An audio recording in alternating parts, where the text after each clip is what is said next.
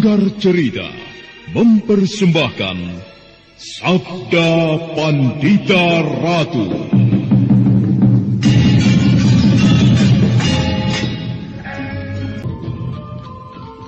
Sabda Pandita Ratu, naskah ditulis oleh Pondra Swasti Langit, diolah oleh Agus Nur Ismail, didukung oleh artis-artis terkemuka, Ferry Fadli, Eli Ermawati, M. Abud, Ivona Rose, dan lain-lain. Teknik dan montase, Ibing Arifin, dengan sutradara Dian Pertiwi. Sabda Pandita Ratu kali ini mengetengahkan episode yang ketiga dengan judul Purnama Kambang Ayun.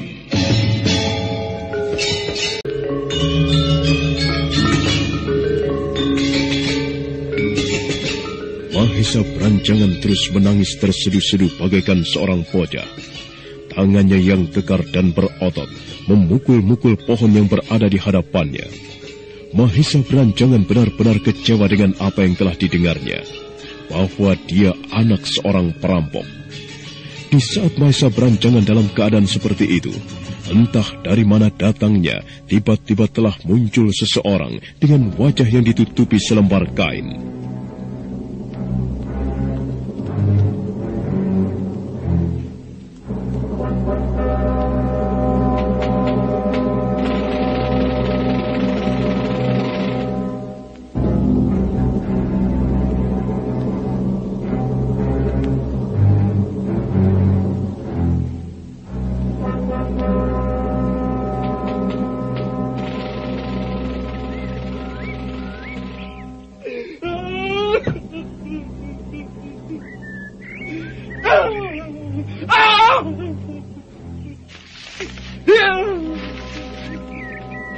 Hei, siapa kau berani datang ke tempatku? Apakah kau tidak tahu bahwa ini wilayah kekuasaanku? Aku. Hei, bicara yang benar. Dan jawab apa maksudmu datang kemari. Ke barat? Kenapa kau menanyakan tentang kedatanganku kemari, Apapun yang aku lakukan di sini, itu urusanku. Hei, apakah kau tidak tahu? Ini wilayah kekuasaanku. Kekuasaan macam apa? Tekan tempat ini, dan jangan coba-coba mengganggu aku. Cepat pergi. Bocah gendeng. Seharusnya yang marah itu aku, bukan kau. Coba kau lihat tempat ini. Semua jadi porak-poranda gara-gara kau. Apakah ini sama bukan merusak tempatku? Cukup. Aku tidak peduli apapun yang akan kulakukan di tempat ini. Sekalian akan kuhancurkan pohon-pohon ini. Siapa kau sebenarnya, Kisanak? Rupanya masih punya pikiran waras juga kau. Mau menanyakan siapa aku? Baik, tapi untuk namaku, kau tidak perlu tahu. Yang jelas, aku seorang perampok penguasa wilayah ini. Ke barat? Rupanya kau seorang perampok. Jahanam, aku paling benci dengan yang namanya seorang perampok.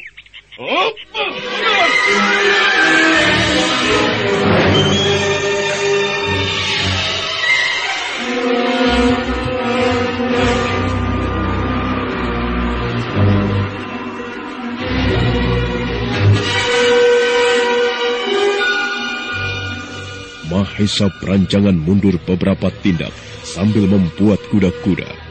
Matanya kelihatan menatap tajam laki-laki yang berkedok kain yang berada di hadapannya. Sementara laki-laki yang mengaku seorang perampok ini tertawa sambil berkacak pinggang.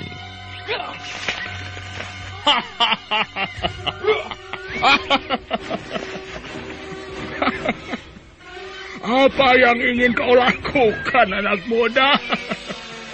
Apa kau sudah merasa hebat, ingin mengajakku berkelahi, ha? Pikir baik-baik. Jika kau ingin berkelahi dengan seorang perampok macamku, bangsat. Jangan kau umbar mulut kotormu di hadapanku. Tunggu anak muda. Kenapa harus tidak sabaran begitu? Banyak mulut kau bangsat. Aku Mahesa Berancangan paling tidak suka dengan perampok. Aku akan menumpas semua orang yang mengaku sebagai perampok, tahu? Bagus. Begitu juga denganku. Aku paling muak jika melihat mangsaku so berlagak jagoan di hadapanku. Anak muda, jangan menyesal jika nasibmu sangat buruk. Yang akan buruk nasibnya adalah kau. Ayo, pertahankanlah dirimu kalau kau memang mempunyai kepandaian. Karena aku tak akan segan-segan untuk melukaimu dan sekaligus membunuhmu.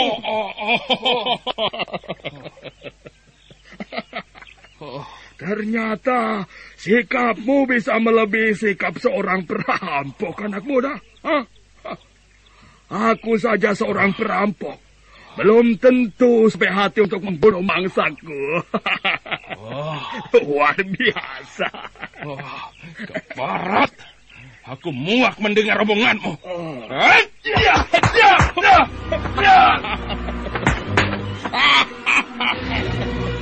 Luar biasa sekali ilmu kanuraganmu. Kalau kulihat dari caramu bergerak, semua itu mengingatkan aku pada Kanigara. Hei, ada hubungan apa kau dengan Kanigara, anak muda? Ada urusan apa? Kau menanyakan aku ada hubungan apa dengan Kanigara? Yang penting, sekarang selamatkanlah dirimu dari seranganku. Karena aku tak akan main-main lagi. Tahanlah ini!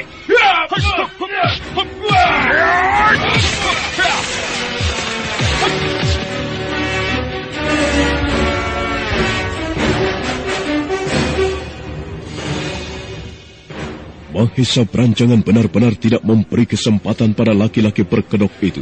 Dia terus menerjang bagaikan banteng liar. Tetapi rupanya laki-laki yang mengaku perampok ini dapat menghindari serangan Mahesa Berancangan dengan mudah. Dia berkelit ke sana kemari dengan lincah. Tunggu! Anak muda, tahan seranganmu! Apa lagi yang ingin kau katakan, manusia hina?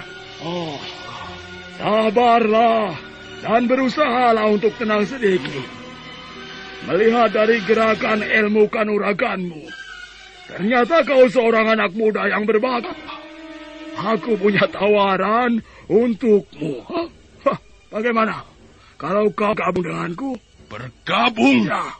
Bergabung untuk menjadi perampok? Tepat sekali, anak muda. Aku akan sangat senang jika mempunyai seorang kawan yang hebat dan sakti. Artinya, aku akan dengan mudah melakukan apapun sesuai dengan keinginanku. Dan sesuai dengan pekerjaanku sebagai seorang perampok. Jahanam! Kau pikir aku akan tertarik dengan pekerjaan yang menjijikan itu? Keparat! Rasakan ini! Bukan kehebatanmu, Jangan bisamu hanya menghindar ke sana kemari, Aku sudah muak dengan permainan ini.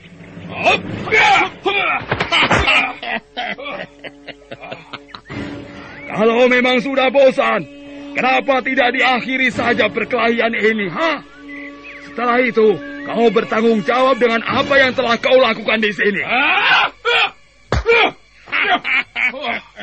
Lagamu semakin membuat perutku mual saja. Bertanggung jawab. Bertanggung jawab, Tiger Bow. Baiklah. Kita memang akan menyudahi permainan ini. Tapi nanti setelah kau terbujur menjadi bangkai. Nah, sekarang bersiap-siaplah untuk kukirim ke neraka. Apa yang ingin kau lakukan, anak muda? Bukankah kau ingin tahu ada hubungan apa aku dengan Kanigara? Kau lihat saja nanti. Tunggu! Tunggu! Apa yang akan kau lakukan?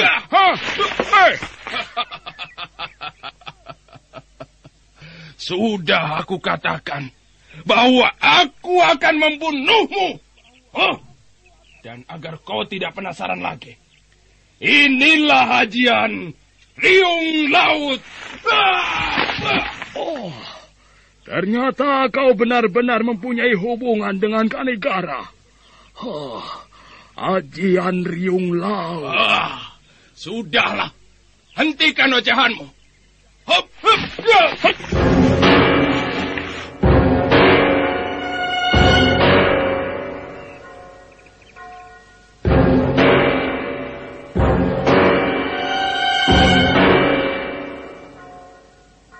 Mahesa berancangan mundur beberapa langkah sambil memutar-mutarkan tangannya.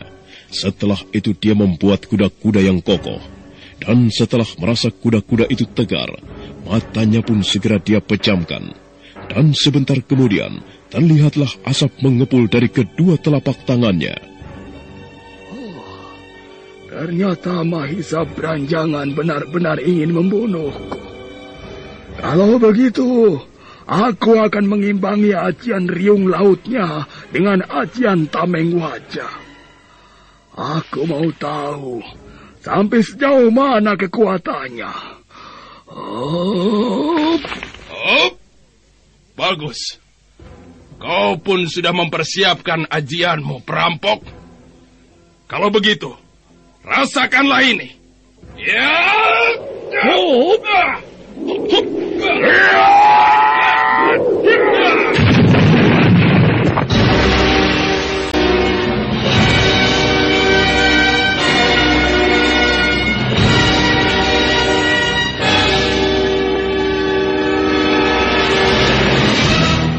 Benturan keras terjadi, tubuh Mahesa berancangan terpental beberapa tombak jauhnya, sementara orang yang berkedok kain ini hanya bergeser beberapa langkah. Mahesa berancangan mencoba untuk bangkit, tapi rupanya dia tidak kuat dan akhirnya tubuhnya terkulai pingsan.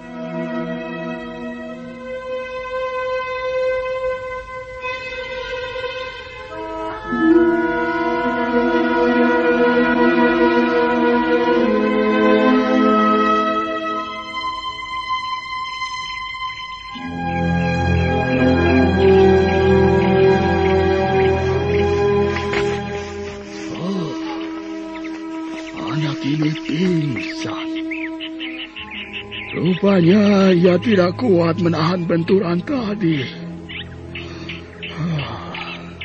Untung saja aku menahan hentakannya tidak begitu keras. Kalau tidak, mungkin dari mulutnya akan keluar darah. Baiklah, aku akan menyalurkan hawa murni ke dalam tubuhnya agar ia cepat tersadar dari pingsannya. Laki-laki berkedok kain itu segera duduk bersila di samping tubuh Mahesa berancangan. Kemudian dia menarik nafas dalam-dalam. Dan setelah itu, kedua telapak tangannya dia tempelkan ke dada Mahesa berancangan. Dan pada saat berikutnya, tubuh Mahesa berancangan mulai bergerak-gerak.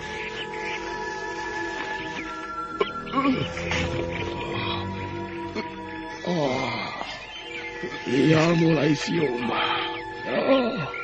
Syukurlah. Dan mudah-mudahan saja ia akan baik-baik saja.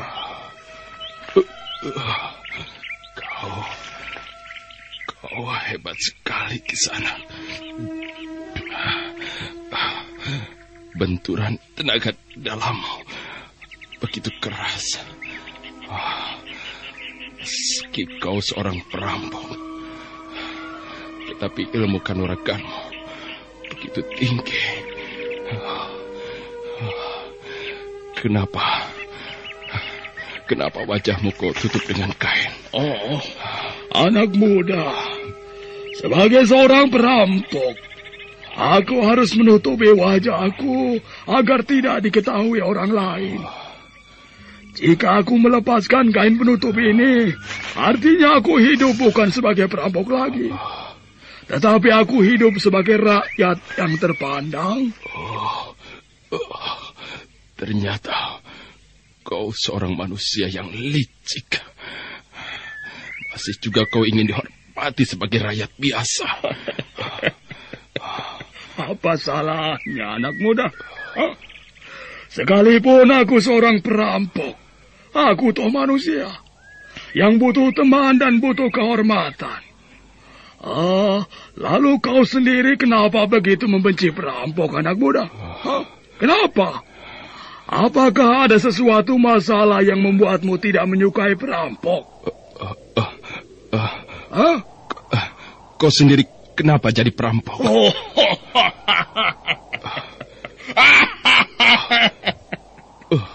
Kenapa tidak kau jawab dulu pertanyaanku? Kau bisa menanyakan aku seperti itu, tetapi setelah kau menjawab pertanyaanku, tapi baiklah, aku akan menjawab pertanyaanmu. Aku menjadi perampok karena kecanduan. Lucu bukan? Dan yang lebih aneh, kau tahu, ayahku bukanlah seorang perampok, tetapi seorang maharesi. Ya, cobalah kau pikir, apakah ini tidak lucu? Seharusnya seorang maharesi melahirkan anak yang juga menjadi maharesi. Tetapi ini sebaliknya, anak muda. Ya, itulah yang dinamakan kehidupan. Aku sendiri tidak pernah membayangkan atau bercita-cita ingin menjadi perampok. Tapi ya, beginilah keadaan yang kualami. Aku sadar bahwa aku anak seorang maharesi. Tetapi ada juga seorang perampok mempunyai anak. Anaknya tidak menjadi perampok. Ya, memang begitulah kehidupan, anak muda. Lalu, apa sebenarnya yang menyebabkan hal itu bisa terjadi, Kisanak? Anak muda. Yang menyebabkan hal itu bisa terjadi, sebenarnya banyak sebabnya. Pertama, lingkungan, dan kedua, sifat bawaan yang diturunkan oleh orang tua kita. Tetapi yang perlu kau renungkan, masalah lingkunganlah yang lebih tajam mempengaruhi jiwa seseorang. Ya, contohnya aku sendiri. Sekalipun ayahku seorang maharesi, tetapi karena pergaulan lingkungan yang lebih tajam melekat dalam jiwaku. Artinya, aku bergaul dengan orang-orang jahat. Ya, maka aku sekarang tumbuh menjadi orang yang jahat pula. Padahal di hatiku melekat jiwa seorang maharesi. Tetapi, ada juga contoh lain. Seperti ada seorang perampok. Dia mempunyai anak, tetapi karena anak itu dididik oleh orang baik-baik, maka anak itu pun akhirnya tumbuh menjadi seorang pemuda yang baik dan berbudi. Kalau boleh aku tahu, kenapa kau menanyakan hal itu, anak muda? Sepertinya ada sesuatu yang tengah mengganjal dalam pikiranmu. Iya, tetapi rasanya tidak perlu untuk kujelaskan. Aku kagum melihat kau, Kisanak. Ucapanmu seperti bukan seorang perampok. Wawasanmu begitu luas. Dan cara bicaramu begitu enak didengar. Ya, semua itu tak ada artinya bagiku, anak muda. Aku tidak lebih dari seorang perampok. Aku tidak percaya bahwa kau seorang perampok. Berterus teranglah, Kisanak. Siapa kau sebenarnya? Apakah semua yang kau lakukan terhadapku ini hanya ingin menguji batinku?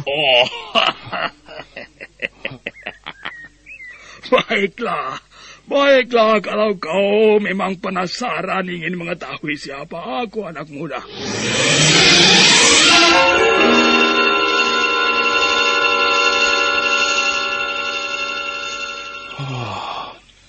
Empu Gandring. Iya, aku Mahesa Beranjangan. Kau terkejut? Apa artinya empu melakukan hal ini padaku? Aku hanya ingin menenangkan batinmu dan mencoba memberikan gambaran tentang kehidupan ini. Bagaimana sekarang? Apakah pikiran dan batinmu masih tidak tentram? Iya, aku mulai mengerti, Empu. Setelah Empu memberikan gambaran tentang kehidupan ini, seharusnya aku memang tidak boleh berpikir picik dan bodoh. Toh semuanya yang mengatur adalah Yang Maha Kuasa. Sekali lagi terima kasih, Empu. Saya nanti akan mencoba merenung lebih dalam lagi. Bagus. Syukurlah kalau kau sudah menemukan kejernihan hatimu. Kalau begitu, sebaiknya sekarang kita kembali ke sana untuk menemui pamanmu. Tapi bagaimana dengan keadaanmu? Apakah kau tidak apa-apa? Saya tidak apa-apa, Empu.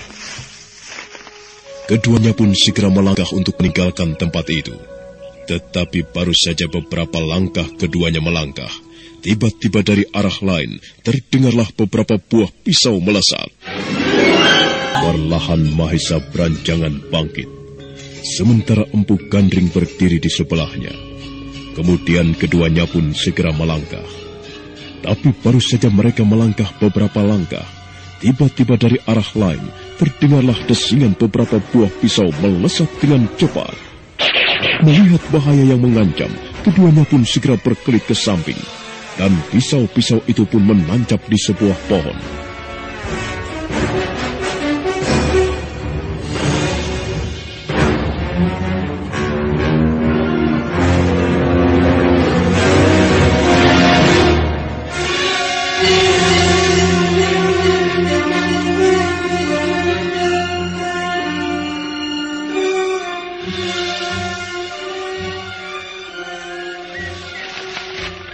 Ini adalah pisau-pisau kuda bandang. Rupanya dia belum puas kalau kita belum mampus di tangannya. Kuda bandang. Empu. Ya. Apakah dia melemparkan pisau ini sambil berlari pergi? Nampaknya tidak. Kau dengar itu? Seperti ada semak-semak diinjak seseorang. Branjangan, kita harus waspada. Empu, lihat. Bukankah itu kuda bandang?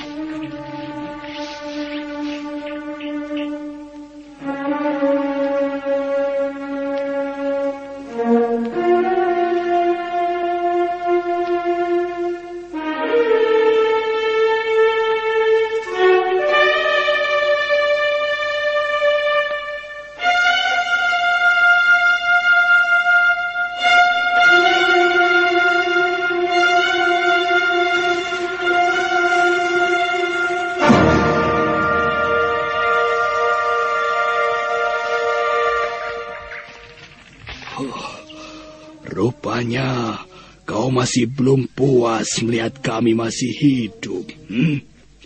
Apa sebenarnya yang kau inginkan, kuda bandang? Aku menginginkan kematianmu, Empu Gandring. Karena kau telah berani mencekoki keponakanku dengan pendapat yang keliru. Apakah aku tidak salah dengar? Nasihat yang benar dan bersih kau anggap keliru, Apakah cara berpikir sepertimu adalah cara berpikir yang baik, kuda bandang? Aku tidak pernah berkata bahwa cara berpikirku baik. Tapi yang jelas, kau telah memberikan nasihat yang keliru. Dan itu sebenarnya bukan jalan yang terbaik. Branjangan, aku telah membeber cerita itu. Kau tahu apa maksudku? Aku bermaksud agar kau segera menyadari bahwa kau bukan anak Ki Ageng Pesanggaran. Kau adalah anak Pajer Bagelen Dialah yang telah melahirkan kau ke dunia ini. Kuda Bandang, lantas apa maumu setelah Mahesa Branjangan mengetahui anak siapa dia sebenarnya? Apakah kau ingin memperalatnya agar dia mau mencuri atau mengambil keris pusaka yang dipegang adiknya? Hah, licik. Tapi sayang sekali, dia bukan anak kecil yang bisa dibujuk atau dipengaruhi. Pacer Bagelen sudah tidak ada. Secara lahir, Mahesa Branjangan memang anak kakangmu. Tapi secara batin, ia adalah anak Ki Ageng Pesanggaran. Karena di dalam dirinya tidaklah mengalir darah jahat atau darah buruk Pacer Bagelen. Bangsat, rupanya cara kau mempengaruhi keponakanku tidak tanggung-tanggung, Tua Bangka. Mahesa Branjangan, buka pikiranmu baik-baik dan sadarlah bahwa kau tidak mempunyai hubungan apapun dengan Ki Ageng Pesanggaran dan juga dengan orang yang berada di sampingmu itu. Kau harus meninggalkan mereka dan melupakan siapa mereka. Ayahmu telah dibunuh oleh Ki Ageng Pesanggaran, Branjangan. Benar, dan kau pun telah membunuh Ki Ageng Pesanggaran. Dia layak menerima hukuman itu karena dia telah membunuh saudara tuaku, Pacer Bagelen. Oh, kalau begitu, Pacer Bagelen pun layak menerima kematiannya. Karena dia seorang perampok, sampah masyarakat. Percuma kau mempengaruhi Mahesa Branjangan, Kuda Bandang. Karena dia tahu mana yang baik dan benar. Dan juga dia tahu mana yang salah serta kotor. Keparat kau, Empu Gandring. Kau memang harus kubunuh karena kau termasuk kendala yang merusak pikiran keponakanku.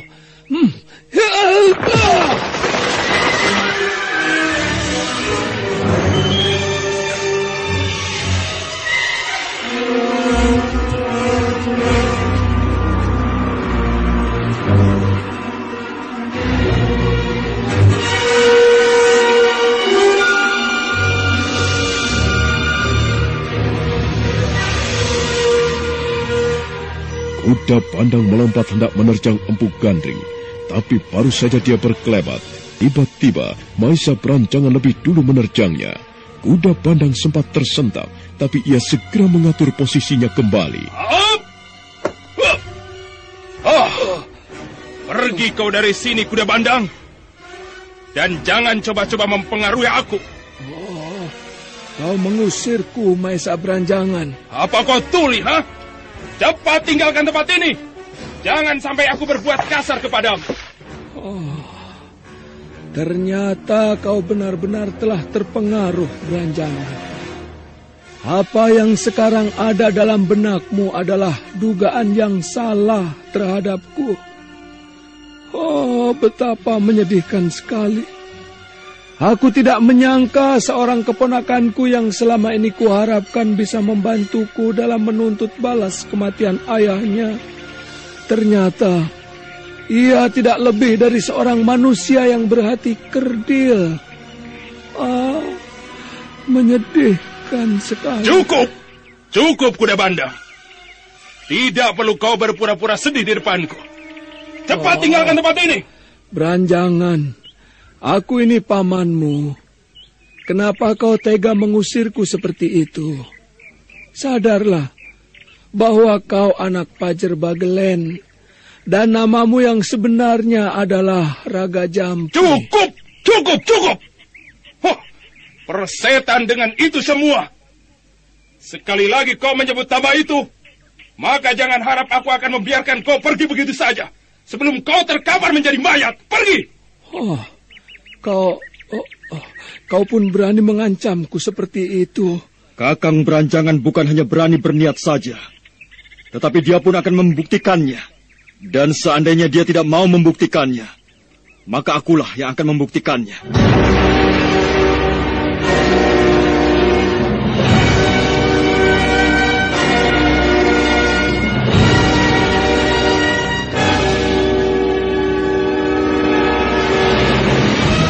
Kuda Bandang segera bergerak ke samping setelah melihat orang yang berbicara tadi. Dan entah dari mana datangnya, tiba-tiba Kameswara sudah berada di situ. Perlahan Kameswara melangkah, kemudian berhenti di samping Empu Gandring sambil menatap tajam ke arah Kuda Bandang. Kau kaget melihatku sudah berada di sini, Kuda Bandang. Kemanapun kau akan lari atau bersembunyi, maka jangan harap kau akan lepas dari kejaranku. Apa maksudmu kau mengejarku? Aneh sekali pertanyaanmu. Apakah kau tidak sadar dengan apa yang kau ucapkan? Apakah kau pikir aku akan diam saja melihat ayahku dibunuh begitu saja? Oh, tidak. Kanigara bukanlah ayahmu. Aku tahu Kanigara tidak mempunyai seorang anak pun. Baik.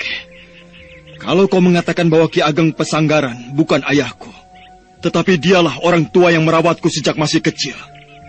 Jadi wajar kalau aku menuntut kematiannya. Berdebah. Kakang Maesa Beranjangan boleh ragu untuk menghadapimu. Tetapi aku Kameswara, jangan harap aku akan diam begitu saja. Hutang nyawa harus dibayar dengan nyawa, dan hutang pati harus dibayar dengan pati. Nah, lebih baik sekarang bersiap-siaplah untuk menerima kematianmu, Kuda Bandang. Keparat, kau pikir aku takut menghadapimu? Rasakanlah ini. Hup, hup, ya,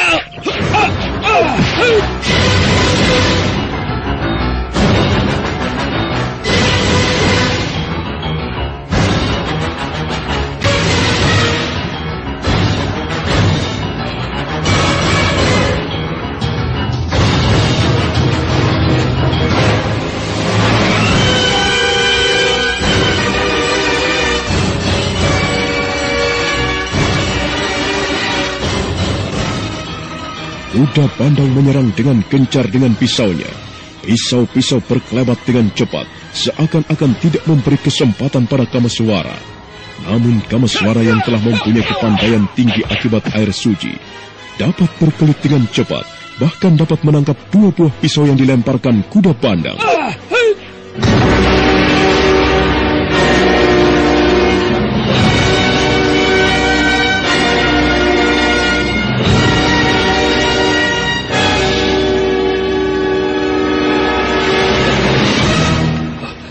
Barat, dia benar-benar hebat. Kecepatan lemparan pisauku dapat ia tangkap dengan mudahnya. Tidak usah terpaku seperti itu, Kuda Bandang. Pisau-pisaumu memang tajam. Tapi bagaimana kalau pisau-pisau ini pun menyentuh kulit tubuhmu? Nah, ini ku kembalikan.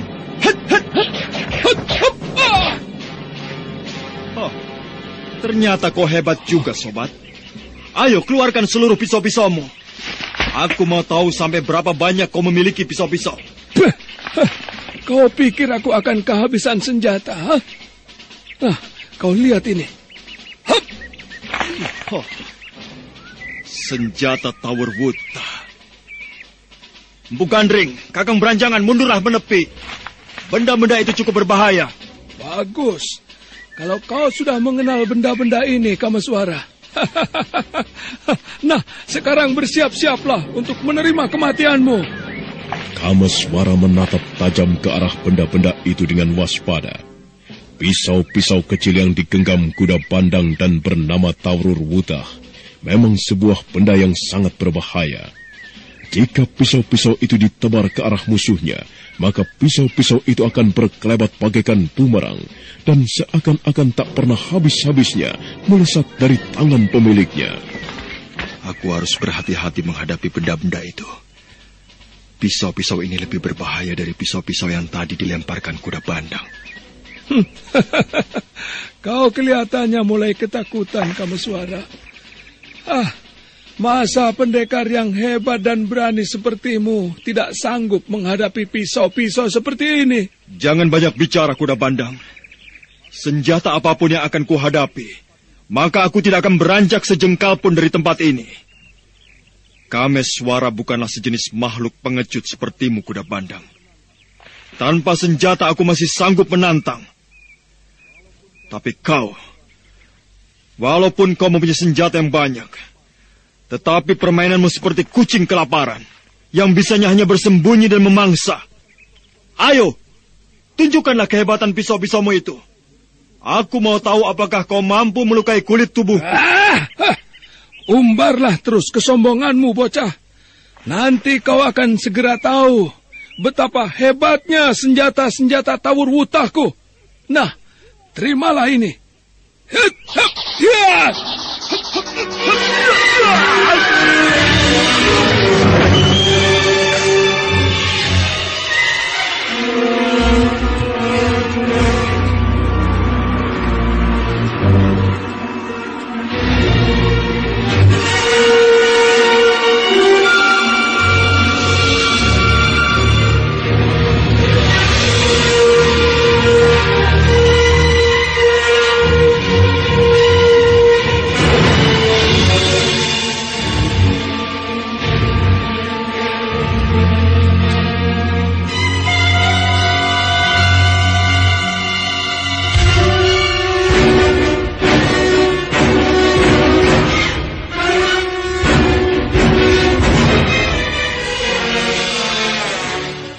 Bagaikan sebuah hujan senjata pisau, tubuh Kamaswara bertubi-tubi dihajar pisau-pisau itu.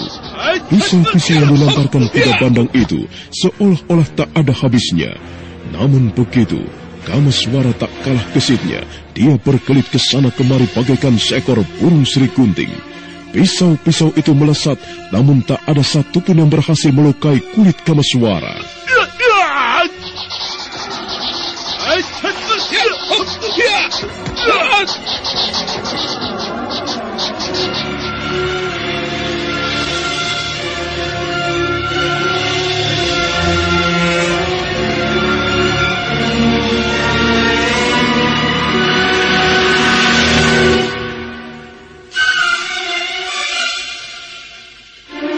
Suasana benar-benar menjadi tegang.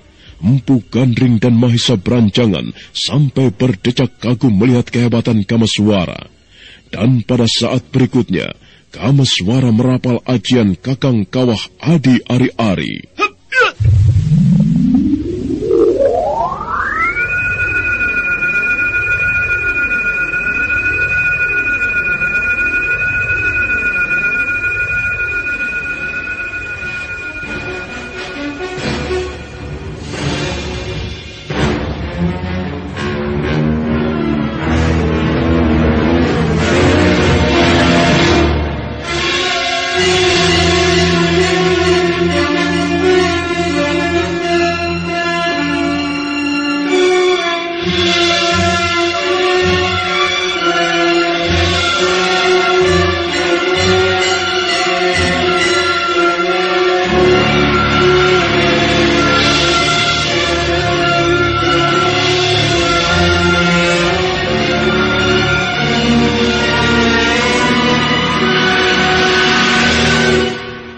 Wujud Kamaswara sekarang menjadi 3 orang dalam bentuk yang sama.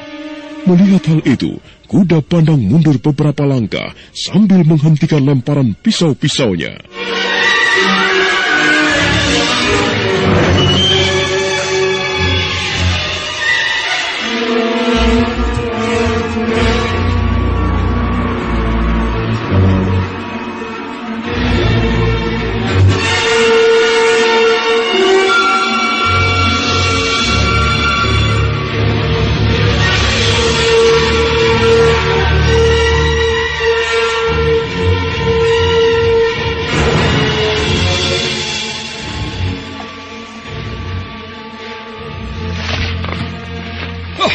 Manusia pengecut.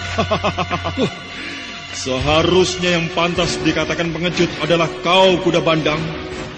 Kalau saja kau mau bertarung secara jantan tanpa senjata, aku rasa aku pun tidak perlu menggunakan ajianku ini.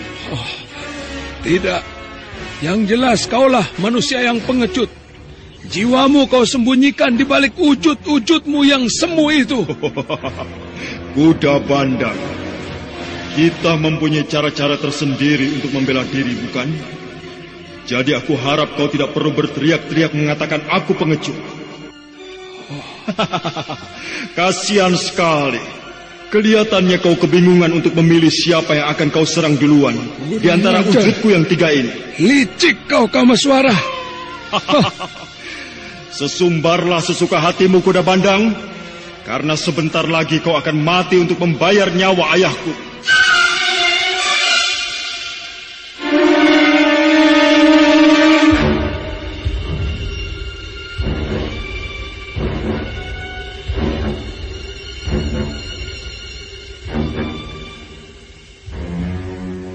Kuda bandang benar-benar kebingungan melihat wujud Kameswara yang telah menjadi 3.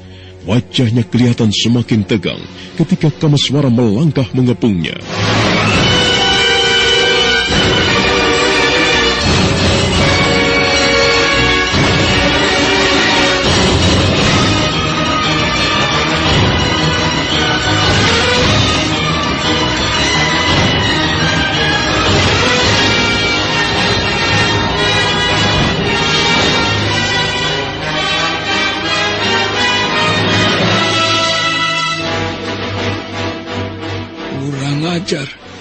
Sekarang giliranku yang terjepit. Oh, aku bingung. Mana Kameswara yang asli di antara 3 ini? Oh, sial. Oh, lebih baik aku serang saja semua daripada aku harus mampus dengan memalukan.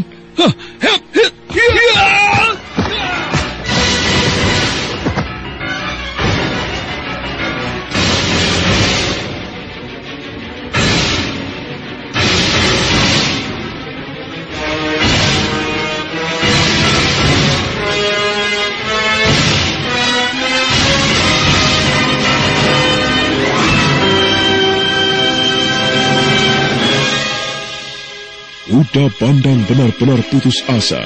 Akhirnya 3 wujud Kameswara itu pun diserangnya dengan gencar. Ketiga Kameswara melompat dan berkelit dengan gesit, sampai akhirnya salah satu wujud Kameswara yang asli melesat tinggi ke udara.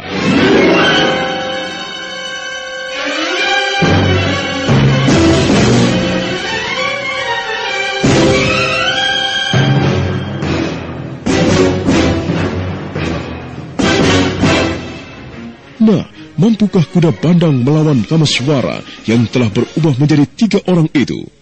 Saudara pendengar, untuk mengetahui jawabannya, nantikanlah kelanjutan kisah ini dalam seri berikutnya. Sampai jumpa.